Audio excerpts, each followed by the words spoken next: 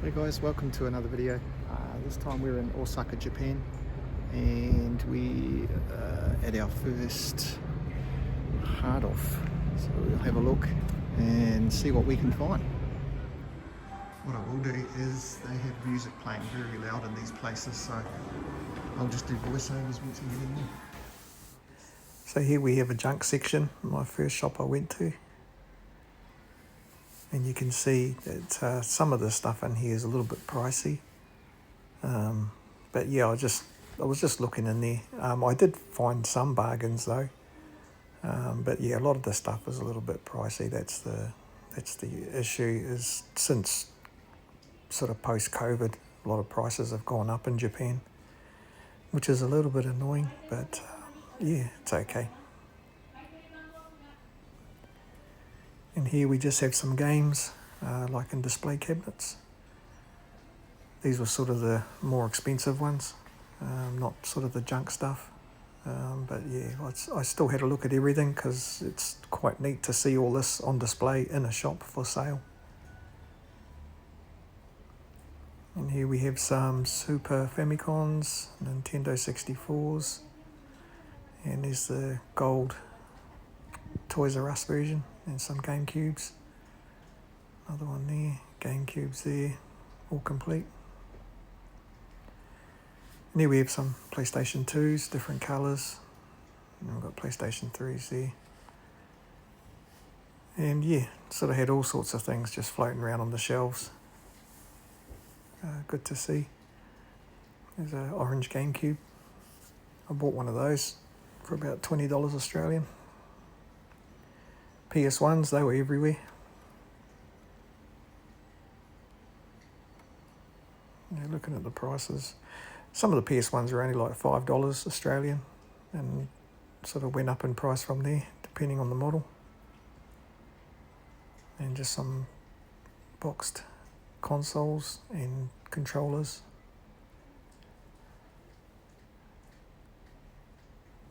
Here we are, just a lot of the stores had these Pokemon cards as well, so the Japanese versions. So I had a look at those as well, just to see if there was any bargains, but the Japanese ones aren't quite as exclusive as the other countries. These ones here, they were 14,000 yen, which is only about 13 Australian dollars. More PlayStations, things like that. More PS1s. Look at those Saturns there as well. There was just so much stuff. Sometimes it was a bit of a sensory overload when it comes to this stuff, because there was just so much there. We've got Nintendo 64s. And then we've got stacks and stacks of games. A lot of them boxed, which is actually quite neat to see. I did buy that Space Invaders one there. But yeah, the ones in the glass cabinets are usually the more expensive ones. And then we've got PSPs. They were a little bit pricey. I was a bit surprised actually how expensive they were. And same with the DSs, the DSIs, that kind of thing. But yeah, the selection is massive. Like if you were looking for something specifically, you should be able to find it in a lot of these stores. Went to a lot of hard off, book off, hobby off, and off house stores. That was mostly where all the game stuff was.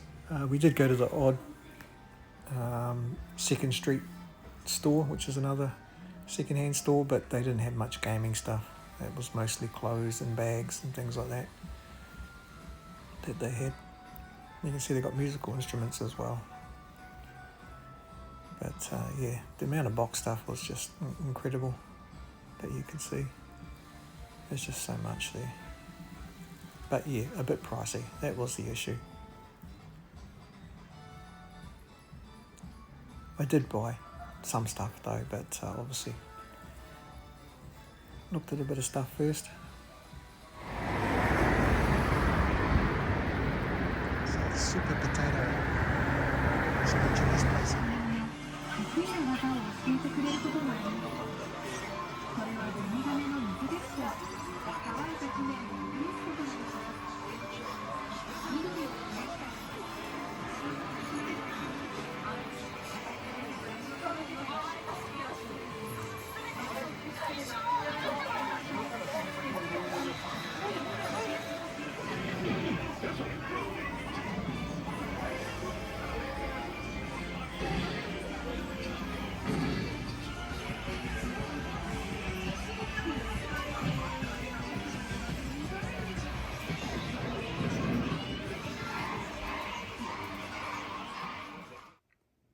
Right, here's a range of the first haul I got today. Got a few things. Like I got the GameCube Donkey Kong drums with the game. It was only like $10 Australian. I got a box Nintendo DS. It was like $25 Australian. I did buy, I was looking for a Nintendo Switch, an original one, and I got this one here in very, very tidy condition. Apparently the sticks have a little bit of drift on them, but I can fix that. But I got that for $100 Australian with a couple of games. And then I just bought some other stuff, like I bought a Nintendo GameCube Orange, which is a Japanese exclusive. That was only $20 Australian. And I got a couple of games for it there. And got the old Derby Stallion for the Super Famicom or Super Nintendo. And then I bought a couple of these Super Famicons here. So these are like the Super Nintendo, the European version.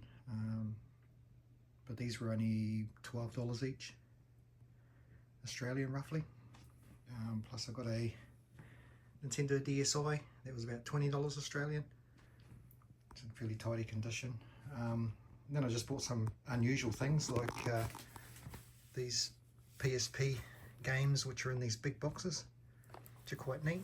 They're only, I'll say about $2.50 each. So got those. Got Space Invaders for the Super Famicom. That was about $4.50 Australian.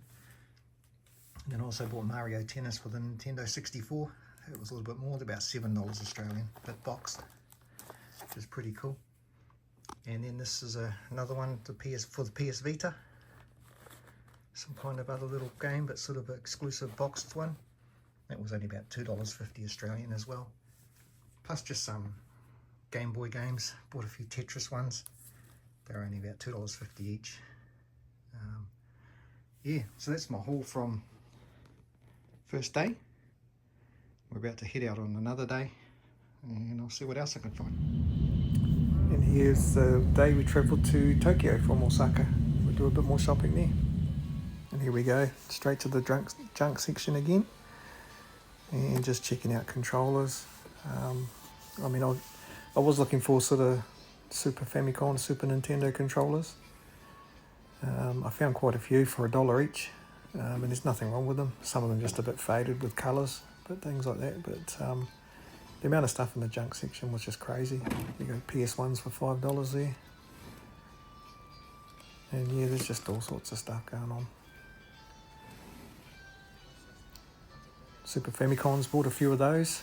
Bought some for $3, some for $5 Australian. And I actually got some for about $14, no, about $13 Australian, but they were complete with controllers and AV cords and everything, and they were working, so they were pretty good deals. All you got to do is just lift pin 4 and the CIC chip on those, and you can make them region free, just to play games from anywhere pretty much. You can see, yeah, there's all sorts of different colours and things. Some of them are faded bad, some of them aren't. But yeah, it's pretty cool. And here we got the old sort of glass shelf. I ended up purchasing that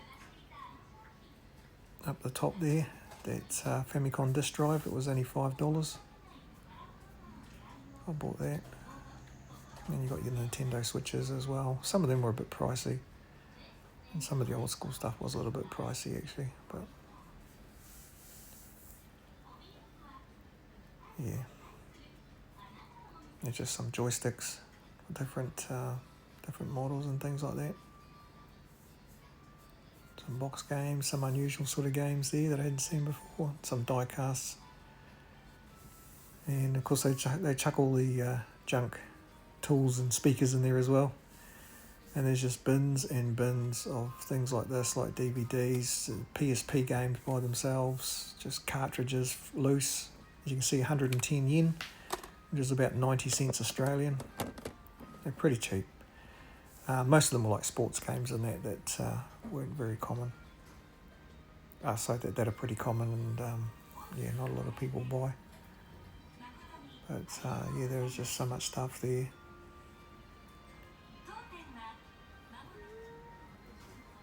There's your sort of your PlayStation sections here. More consoles, controllers.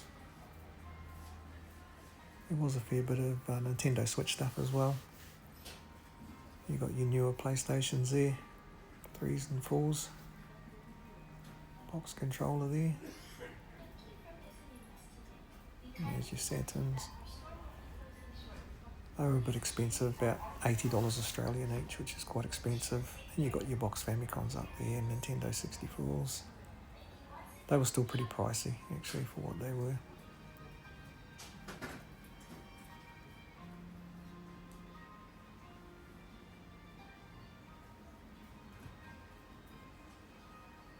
Yeah, just more shelves and shelves of the original Famicom. It's pretty cool. More boxed GameCubes up there. More joysticks.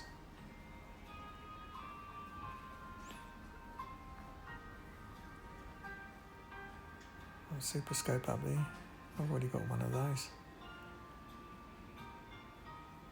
But yeah, the store's pretty cool.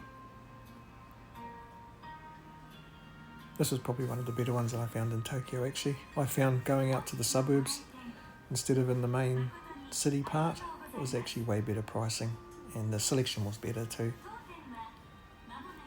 Though saying that, I did find my Nintendo Switch and Super Potato right in the city, and that was only $100 Australian. That's the best price I saw for that. But yeah, all we did is we just jumped on Google Maps and just had a look what was out in the suburbs, see what we could find. There's the old Super Famicom sort of case. That's about $20 Australian. That's just the empty case, but it's quite neat.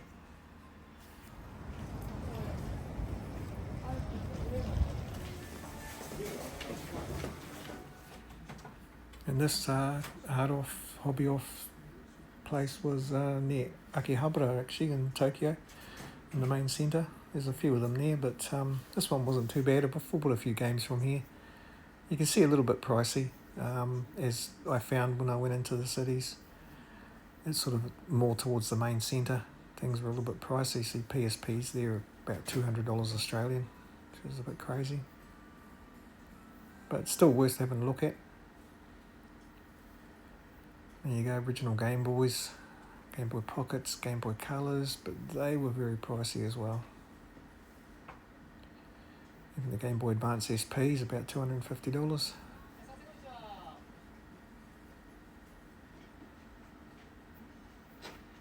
But it's good to see them in the cabinets. And you've got rows and rows of PlayStation 2s and more Super Famicons, GameCubes. Yeah, it's pretty cool. PS1's there as well. Nintendo Wii's. But you can see the stacks of PS2s they got there. But they weren't cheap. They were still about 27 each. Please stay behind the yellow line.